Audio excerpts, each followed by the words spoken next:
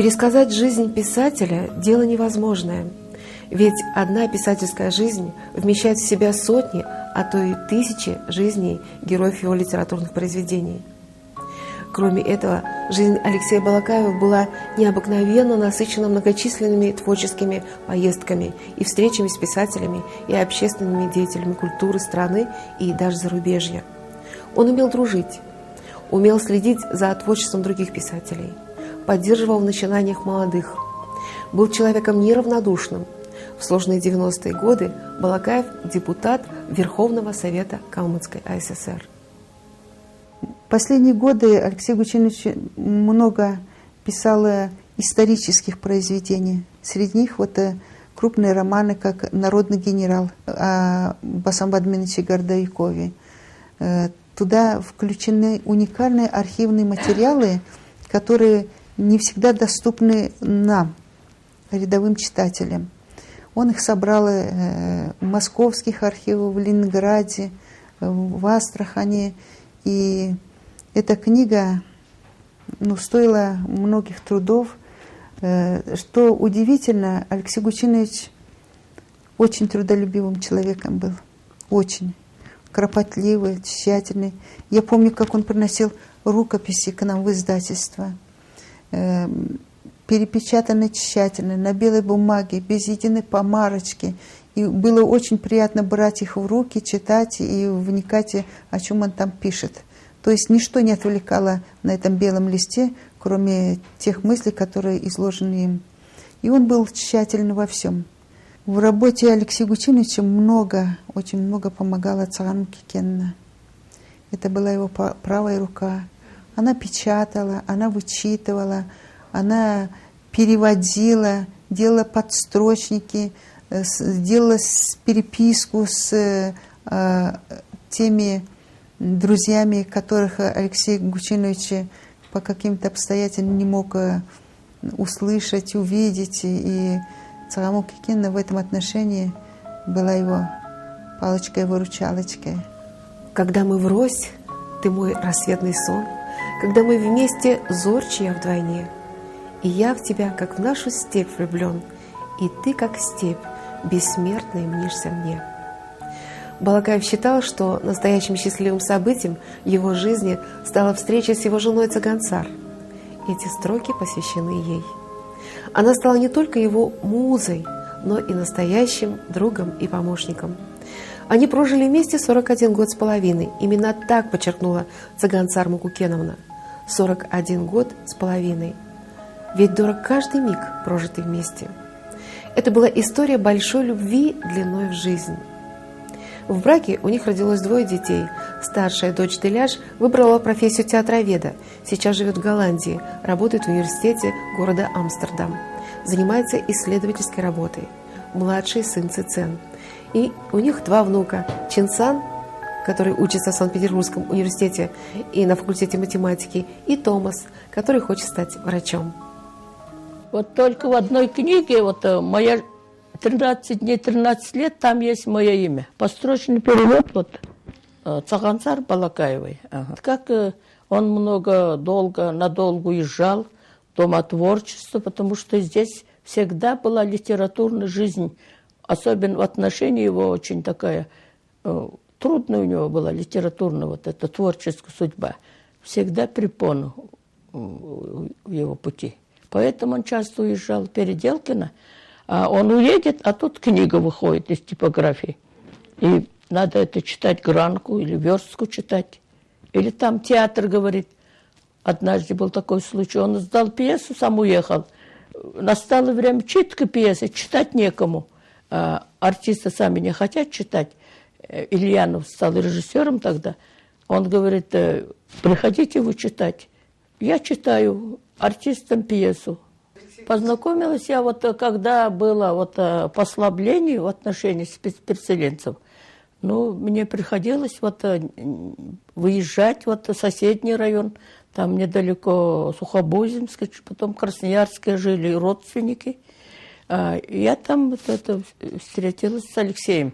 В Красноярске Ну, это я так Алексея это видела, так здоровались раза два, так я встречалась. Потом я, как сказала, в газете читала о нем, его вещи.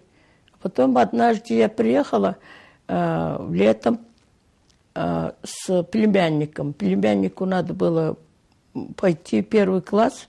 Ну, так я его повезла в город, чтобы показать ему, так скажем, белый свет перед школой.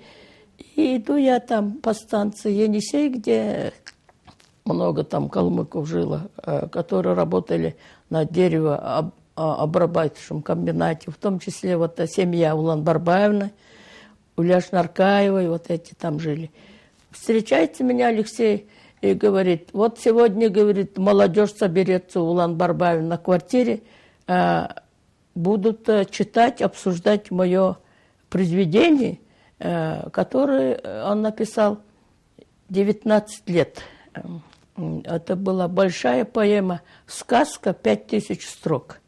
И вот я с радостью согласилась, вечером пришла туда, прочитали это произведение, я прямо очутилась как в сказочном мире. И потом меня Алексей прислал письмо, в котором вложил он фотографию вот этого вечера. Он написал мне, что вот я, говорит, должен просить извинения за то, что мы друзья, вот эти ребята во главе с Николаем Ильичем написали письмо в Союз писателей СССР, что у нас есть такой поэт, вот написал такое-то произведение, вот о чем мы ставим вас известность.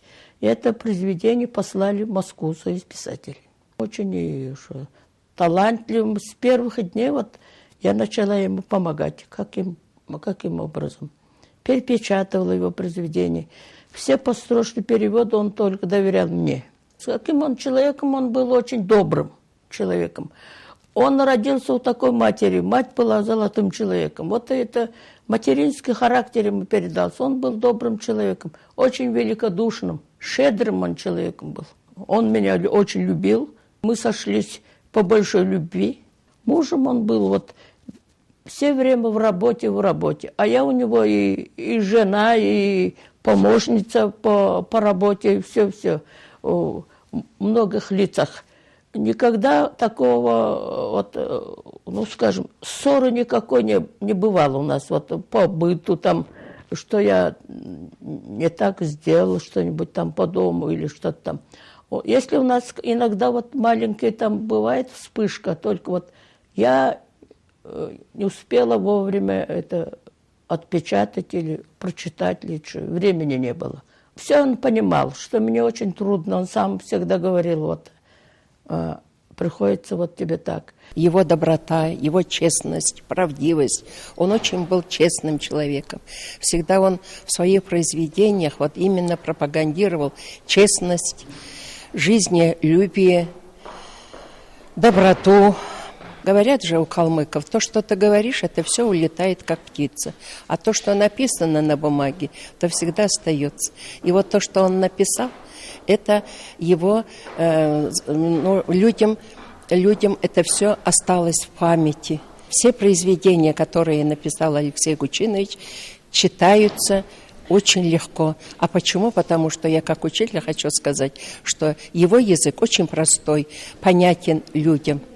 И понимают люди, читают, ученики очень с любовью читают его произведения. Легко содержание его произведения воспринимаются читателями. В этом кабинете каждая книга знает свое место. Их здесь тысячи. Словари, справочники, художественная литература, рукописи, архивные документы. Это святая святых квартиры писателя. 16 апреля 1998 года Балакаевым закончена эта книга «Моя жизнь, моя правда». Ему было что сказать о себе, о своем творчестве. Он прожил очень непростую писательскую жизнь. Иван Басанков назвал эту книгу «Малой калмыцкой энциклопедией», и это действительно фундаментальный труд, включающий в себя много интересного, познавательного для читателя. Но у меня лично после прочтения этой книги осталось ощущение боли за его писательскую долю. Сколько обид, сколько несправедливости пришлось перенести Алексею Балакаеву. Здесь вся жизнь в ее высокой концентрации. Пережить все заново, отдавая отчет о каждом написанном слове. Это очень трудно и очень больно. Алексей Балакаев умер 9 мая рано утром в Элисте. Ему было 70 лет.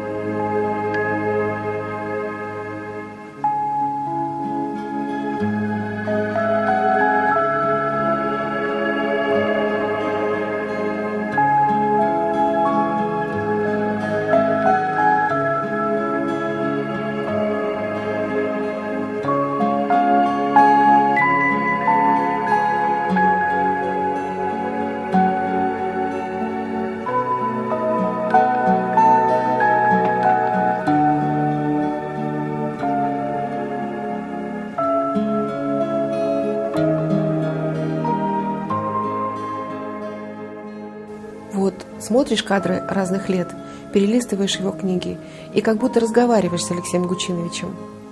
Мы не были с ним близко знакомы, мы люди разного поколения, но сейчас, после такого близкого знакомства посредством его творческого наследия, у меня осталось теплое и очень светлое чувство глубокого восторга необыкновенным человеком. Он так любил свою землю, его восторгала красота родного края. Он был необыкновенно наблюдательным человеком, тому доказательством его произведения. Он был трудолюбивым человеком. И самое главное, он был настоящим интеллигентом в полном понимании этого слова. Как настоящий патриот, он по крупицам собирал истории жизни лучших сынов калмыцкого народа. Осталась недописанная книга, более 500 страниц о художнике времен Екатерины Федоре Калмыке. Как жаль. В 1998 году, в мае месяце, весна только наступала в Элисте, а в апреле я его видела, идущего вот по аллее в Элисте среди наших писателей. Таким вот запомнился он, стройный, красивый, одухотворенный. И, оказывается, это было время, когда вот он закончил последнюю книгу, вышел встретиться с товарищами. Они очень преданно дружили с Тимофеем Бимбеевым, с Алексеем Бадмаевым. Много эта дружба дала для роста молодых кадров. У нас в Калмыкии молодежь, каждый второй, это, можно сказать, люди, которые с благодарностью вспоминают его, выросли с помощью их поддержки, издали первые книги. Поэтому, конечно, Алексей Гучинович во все времена для нас дорог. Алексей Гучинович для нас оставил большой клад, который, я думаю, молодые писатели будут черпать оттуда для себя источники вдохновения. Молодые читатели будут искать его книги. То есть то, что он сделал для своего народа, для своей республики, это неисчерпаемый клад. Пусть он живет еще многие годы с нами, а мы, его друзья, всегда будем хранить память в светлый день. Сегодня все мы живем в преддверии 400-летнего юбилея добровольного вхождения калмыцкого народа в состав России. Мы перечитываем заново страницы истории нашего народа, осмысливаем развитие культуры, оцениваем те или иные события через призму времени. Книги народного писателя Алексея Балакаева – это настоящий кладезь истории, культуры, языка и традиций калмыцкого народа. Спасибо, что он у нас есть. Вы смотрели новый выпуск программы «Калмыцкий проспект» на телеканале «Хамдан».